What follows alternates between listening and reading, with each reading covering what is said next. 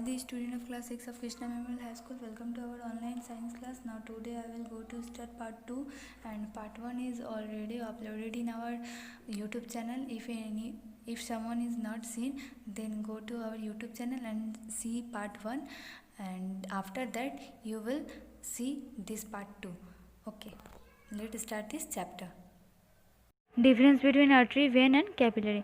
Artery vein और capillary में यहाँ पर डिफरेंस दिया हुआ है, तो आप लोग यहाँ से 5 पॉइंट्स पढ़ लेना। 5 पॉइंट्स ही है, आप लोग 5 पॉइंट्स पढ़ लेना और जो मैंने आगे समझाया वही यहाँ पे लिखा हुआ है, तो आप लोग अच्छे से पढ़ लेना। अच्छा, नेक्स्ट पार्ट है heart. Heart is a living pump. It is of the size of a fist and is shaped like a cone. Heart जो है वो एक लिविंग पंप है जो हमेशा काम करते रहता है, और इसका जो साइज़ है और मतलब और शेप जो है वो एक कोन के जैसा है। It lies between the lungs in our chest cavity, और ये हम लोगों के चेस्ट में रहता है। It walls are formed of cardiac muscles.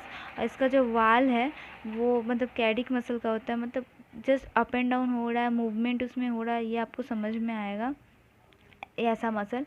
This muscles contract and relax tirelessly throughout life. Because of cardiac muscle the heart beats continuously and pumps blood into arteries to be transport to all parts of the body। और इस muscles के वजह से ही क्या होता है कि ये हार्ट हमेशा पंप करते रहता है और ब्लड को अपने आर्टरी से निकालता है, जिससे आर्टरी क्या करे कि पूरे बॉडी में हर एक पार्ट्स में वो ट्रांसपोर्ट करे ब्लड का। Our heart is 4 chambered. हमारे हार्ट का 4 चेम्बर्ड है। इट हैज़ 2 आर्टरी और आर्टेरिया एंड 2 वेंट्रिकल। अच्छा, इसका 2 ऑरिकल्स एंड आर्टेरिया है एंड 2 वेंट्रिकल्स है। The heart is divided into 2 halves by a thick muscular septum. और ये जो है डिवाइड किया गया है, मतलब ऐसे काटा नहीं गया, जस्ट डिवाइड हाफ डिवाइड करके बताया गया है कि मतलब इसमें एक हाफ्स है जो मतलब थिक मस्कुलर सेप्टम होता है, उसमें मतलब थोड़ा मोटा पार्ट्स होता है, उस जगह पे कुछ मोटे पार्ट्स होते हैं। Each half has auricle above septum और auricle above and a ventricle below. और जो हाफ है उसमें ऑरिकल होते हैं और वेंट्रीसेल भी होते हैं। The right half of the heart has deoxygenated blood while the left half has pure of oxygenated blood। Right में जो है, राइट साइड में डीऑक्सीजनेटेड ब्लड होता है जिसमें ऑक्सीजन कैरी नहीं रहता है, और लेफ्ट साइड में ऑक्सीजन कैरी वाला ब्लड रहता है। The septum prevents mixing of deoxygenated and oxygenated blood present in the right and left halves of the heart. और जो सेप्टम है वो क्या करता है, वो हेल्प करता है जिससे जिस साइड ऑक्सीजन नहीं है और ये साइड ऑक्सीजन है, वो दोनों को मिक्स वो नहीं करने देता है। ऑरिकल्स और atria. Auricles are the receiving chambers of heart। their walls are thinner than those of ventricles। Auricles जो है वो एक ऐसा चैम्बर है जहाँ पर सब मतलब वहाँ पे सब दिया जाता है। their walls are thinner than those of ventricle। और इसका जो वाल है वो बहुत पतला होता है और जो वेंट्रिकल से भी पतला होता है।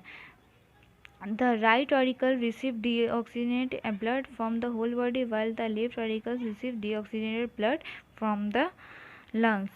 राइट साइड जो है वो रिसीव करता है तुम्हारा डीऑक्सीजनेटेड ब्लड और होल बॉडी में मतलब वो देता है, और मतलब होल बॉडी में जितना कुछ ब्लड्स में होता है ऑक्सीजन नहीं होता, वो क्या करता है वो खुद में ले लेता है। और लेफ्ट जो है वो ऑक्सीजनेटेड जिसमें ऑक्सीजन हो। Ventricles, these are distributing chambers of heart. Their walls are thick. Ventricles क्या है, ये डिस्ट्रीब्यूटिंग करता है, मतलब हार्ट के चैम्बर में ये जो है ब्लड्स को डिस्ट्रीब्यूट करता है, हर एक जगह पे पहुंचाता है, और इसका जो वाल है वो थिक होता है। The right ventricle receive deoxygenated blood from the right auricles and pumps it to be lungs from oxygenation. और ये राइट में अपना डीऑक्सीजनेटेड ब्लड रखता है और क्या करता है, और अपने राइट ऑरिकल्स को देता है और पंप ब्लड मतलब लंग को पंप करता है, जिससे उसमें ऑक्सीजन भी आ जाते हैं और वो ऑक्सीजनेटेड ब्लड में हो जाता है। The left ventricle is the large heart chamber and has the thickest वाल, और लेफ्ट साइड का जो है उसका थिकेस्ट वाल होता है, मतलब मोटा रहता है थोड़ा। It receive oxygenated blood from the left ventricle and pumps it to the whole body, और ये जो है वो लेफ्ट साइड से पूरा ऑक्सीजनेटेड ब्लड ले लेता है और क्या करता है, फुल बॉडी में ट्रांसपोर्ट करता है। They are 4 valves in the heart में 4 टाइप्स के वेल्व्स होते हैं। They control the direction of blood flow in the heart and into the blood vessel, और ये जो है ये कंट्रोल करते हैं कि इतना ब्लड ही फ्लो होगा और इस डायरेक्शन में ही फ्लो होगा, ये इसी के थ्रू कंट्रोल किया जाता है। दे ओपन एंड क्लोज अबाउट 100,000 या 1 लाख टाइम्स अ डे, और ये जो है ओपन एंड क्लोज मतलब बार बार ओपन और मतलब खुलता है बंद होता है 1 lakh times a day. First tricuspid valve guard the opening of right atrium into right ventricle, और ये जो ट्राइकस्पिड है वो जो है वो हम लोगों के राइट एट्रियम जो ओपन होता है उसको गार्ड करता है, और बिस्कस्पिड जो है वो हम लोगों का जो लेफ्ट एट्रियम है जब वो ओपन होता है तो वो उसको गार्ड करता है। Semilunar valves are present at the base of pulmonary aorta and dorsal aorta respectively. Semilunar जो है वो पाया जाता है पल्मोनरी ऑरोटा और डोर्सल ऑरोटा में। When arteria contract, the cuspid valves open. जब arteria कॉन्ट्रैक्ट होता है किसी के साथ, मतलब जब वो खुद में कॉन्ट्रैक्ट होता है तो कस्पिड जो है वेवल्स वो ऑन हो जाए मतलब ओपन हो जाता है। वेन वेंट्रिकल्स कॉन्ट्रैक्ट, जब वेंट्रिकल्स कॉन्ट्रैक्ट होता है the pulmonary and the Arctic simulant valves open, तो उसमें पल्मोनरी और आर्टिक सिमुलर ओपन्स हो जाता है। And cuspid valves are slam shut, और जो कस्पिड वेल्व्स था वो बंद हो जाता है। Working of heart and circulation of blood, when both arteria and ventricles are relaxed, both the arteria get filled with blood. The atrium receive deoxygenated blood from the various part of the body, and the left atrium receive oxygenated blood from the lungs by pulmonary vein. और जब ये दोनों जो है arteria ventricle जब दोनों मतलब relaxed हो जाता है, एकदम काम करते करते एकदम हल्का सा रिलैक्स्ड हो जाता है, तो क्या होता है दोनों जो आर्टेरिया है वो क्या होता है दोनों ब्लड से भरा हुआ रहता है, और राइट आर्टेरियम में डीऑक्सीजनेटेड ब्लड रहता है और लेफ्ट आर्टेरियम में ऑक्सीजनेटेड ब्लड, और जो ऑक्सीजनेटेड ब्लड जो लंग से मतलब पंप से होके पल्मोनरी वेन के थ्रू आता है। Now both arteria contract simultaneously and their cuspid valves open up. Blood from left atrium comes in the left ventricle and from right atrium into right ventricle. तो जो दोनों arteria है जो जब वो दोनों कंट्रैक्ट होता है तब क्या होता है कस्पिड वेल्व्स जो है वो ओपन हो जाता है और ब्लड जो है वो लेफ्ट आर्टेरियल से आने लगता है और राइट आर्टेरियम में, और वो राइट आर्टेरियम में चला जाता है। ठीक है, both the atria relax and the ventricle contract, the cuspid valves are some shut and similar valves open up. अगर दोनों आर्टेरिया रिलैक्स हो जाता है और साथ में वेंट्रिकल्स कॉन्ट्रैक्ट होता है जब, तो कस्पिड वेल्व्स जो है वो बंद हो जाता है और सेमिनल वेल्व्स जो है वो ओपन हो जाता है। The oxygenated blood from left ventricle is pumped into aorta and is distributed to all body parts by arteries. The deoxygenated blood from right ventricle is pumped into pulmonary aorta and is transported to lungs by the pulmonary artery by oxygenation. तो मतलब oxygenated blood जो है वो left ventricle से pumped होकर aorta के through आता है और पूरे बॉडी में डिस्ट्रीब्यूट हो जाता है, और जो डीऑक्सीजनेटेड ब्लड है वो राइट वेंट्रिकल से आता है और वो पल्मोनरी लंग मतलब पल्मोनरी अरोटा में जाता है और लंग्स में जाकर के वो क्या होता है मतलब अपने आप को दे देता है और वहाँ पे जाकर वो ऑक्सीजनेशन उसका हो जाता है जिससे उस ब्लड में ऑक्सीजन हो जाता है।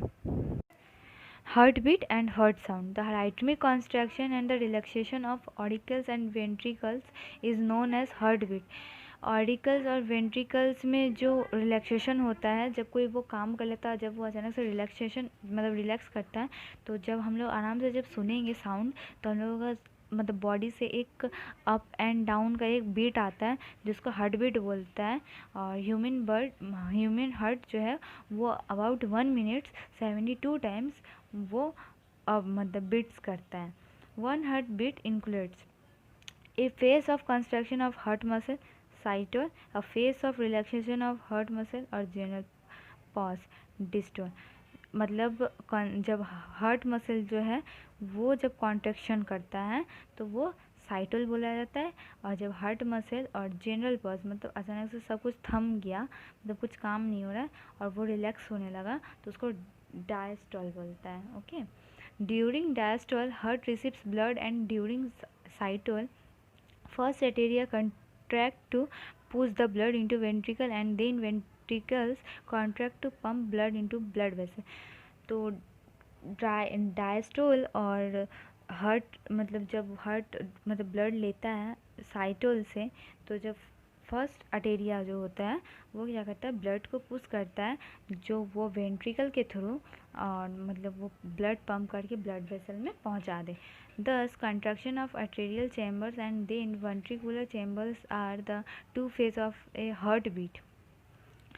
तो चेम्बर जो है वर्टिकुलर चेम्बर, हम लोगों के शरीर में दो टाइप के चेम्बर्स होते हैं मतलब हार्ट में, आर्टेरियल चेम्बर और वेंट्रिकुलर चेम्बर जो मैंने आगे भी पढ़ाया, उसमें 2 फेज होते हैं मतलब हार्ट बीट में।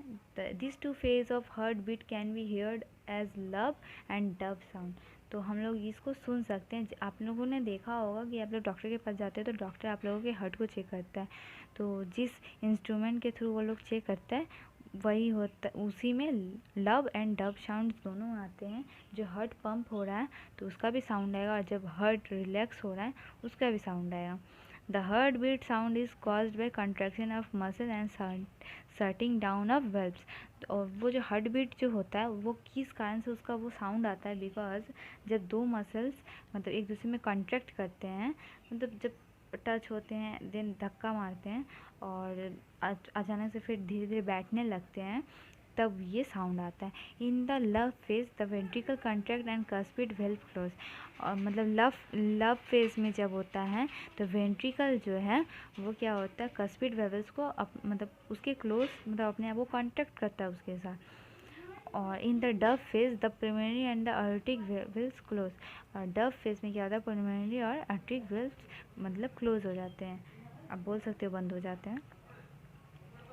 A normal heart repeats this lub dub sound about 72 times per minute. Doctor use stethoscope to hear this lub dub sound। जो मैंने बोला कि डॉक्टर्स यूज़ करते हैं लब डब साउंड को सुनने के लिए। जो हम लोगों का अप एंड डाउन जो होता है उसको बोलता है लब डब साउंड, जो 1 मिनट में 72 टाइम्स होता है। और इसको सुनने के लिए डॉक्टर लोग स्टेथोस्कोप का यूज़ करते हैं। Excretion in animals. Numerous biochemical reactions occur round the clock in all living cells. They produce a variety of waste products like carbon dioxide, ammonia, and the other nitrogen compound. If they accumulate in the body, they may prove to be toxic। हम लोग body में मतलब हम लोगों के body में क्या बहुत मतलब जानवरों के बॉडी में भी आप लोग देख सकते हो बहुत टाइप के वेस्टेज पाए जाते हैं, जैसे कार्बन डाइऑक्साइड, अमोनिया और भी बहुत कुछ है, नाइट्रोजन भी है। तो ये सब जो होता है, ये सब जो हम लोग के बॉडी में होता है, ये सभी को टॉक्सिक बोला जाता है। The process of removing toxic waste from body is called excretion. तो ये जितना भी वेस्ट है मतलब इस टॉक्सिक, उसको हम लोगों को बॉडी से निकालने के लिए हम लोगों को जो प्रोसेस का यूज़ करना पड़ता है वो होता है excretion. And the organs that remove this toxic waste are called excretory organ. और जो ऑर्गन ये सारे वेस्ट को रिमूव करता है उसको बोलता है excretory organ. Types of body waste table 3 given below so 3 types of waste and the system use to eliminate. यहाँ पे 3 टाइप्स के वेस्ट जो होता है उसका यहाँ पर डिस्क्राइब किया गया है, देख लो आप लोग। Types of waste example, system to eliminate them, gaseous waste carbon dioxide, respiratory system, solid waste faeces digestive system, chemical waste water, salt, urea, urine and sweat, excretory system and skin। Okay, excretory system in human being. Excretory system in human beings has a pair of kidneys, a pair of uterus and a urinary bladder and the urethra. तो excretory system जो है कितने सारे pair से, kidney का 2 pair, मतलब एक pair, kidney 2 होता है, और यूटेरस 1 पेयर, यूटेरस 2 होता है, और यूरिनरी ब्लैंड और यूरिनरी ब्लैंडर, ठीक है, और यूथेरा। यहाँ पे आप लोग देख सकते हो, यहाँ पे पिक में दिया हुआ है, आप लोग इमेज देख लो। Kidneys are brown colour bean shaped. Kidneys है वो ब्राउन कलर का होता है, वो बीन शेप्ड का होता है। Present in the abdominal cavity, one on either side of backbone. The renal artery brings blood to the kidney, or renal veins takes it away. While passing through the kidneys, blood is filtered and excess of water and nitrogen wastes are removed in the form of urine. तो kidney में ही हम लोग का जितना भी wastage है, मतलब वो चला जाता है, जैसे केमिकल वेस्टेज जितना होता है वो चला जाता है, और उसमें जाकर के वो फिल्टर हो जाता है, और उसके थ्रू वहाँ से वेस्टेज निकल जाता है, यूरिन के थ्रू वो निकल जाता है। ओके, और जो किडनी है वो हम लोग का जो बैकबोन है उसके दोनों साइड में होता है। The urine is remove from kidney is by a pair of tubes called ureters. और यूरिन जिस किडनी में जिस ट्यूब के थ्रू निकलता है उसको यूरेटरस बोलते हैं। It is collected and stored in the urinary bladder and is finally disposed of through urinary opening located at the end of urethra. The urethra is muscular tube. और यूथेरा ये जो है, ये मतलब यूरिनरी ब्लैंडर जो है आपको यूथेरा में दिखेगा, और यूथेरा जो है वो आप बोल सकते हो कि वो एक मस्क्यूलर ट्यूब होता है।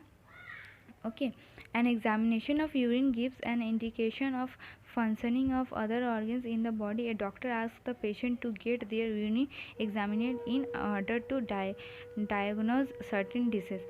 आप लोगों ने बहुत जगह पे देखा होगा कि जब कोई चीज़ का चेकअप होता है तो डॉक्टर बोलते हैं कि आप लोग बिना खाए आकर के अपना यूरिन देना, जिससे मैं आप लोगों का बॉडी का चेकअप कर सकूँ, जिससे आपके बॉडी में कोई बीमारी है कि नहीं है। तो इस हिसाब से यूरिन का यहीं ऐसे ही यूज़ किया जाता है।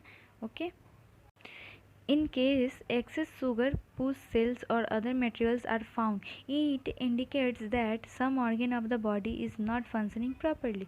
जब हम लोगों के बॉडी में ज़्यादा शुगर हो जाता है तब इससे क्या होता है कि हम लोगों का बॉडी का जो ऑर्गन्स है वो अच्छे से काम नहीं करते हैं। The presence of sugar in urine indicates that the person is suffering from diabetes. In this disease, sugar level increases in blood instead of moving into the cell to provide energy. Some of the excess sugar is carried out of the body through urine.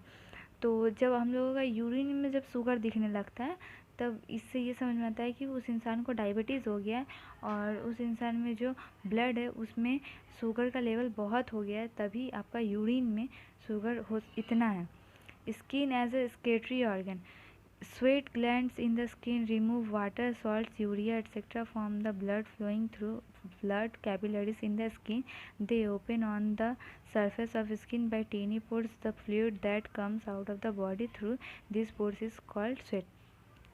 हम लोगों के body में बहुत से type के water, salts, urea आपको दिखेंगे, और वो क्या होता है ब्लड के थ्रू हम लोगों के बॉडी में आ जाता है, और वो क्या होता है ना धीरे धीरे वो हम लोगों के मतलब वो कैसे निकलता है फेस से वो मैं बता रही हूँ।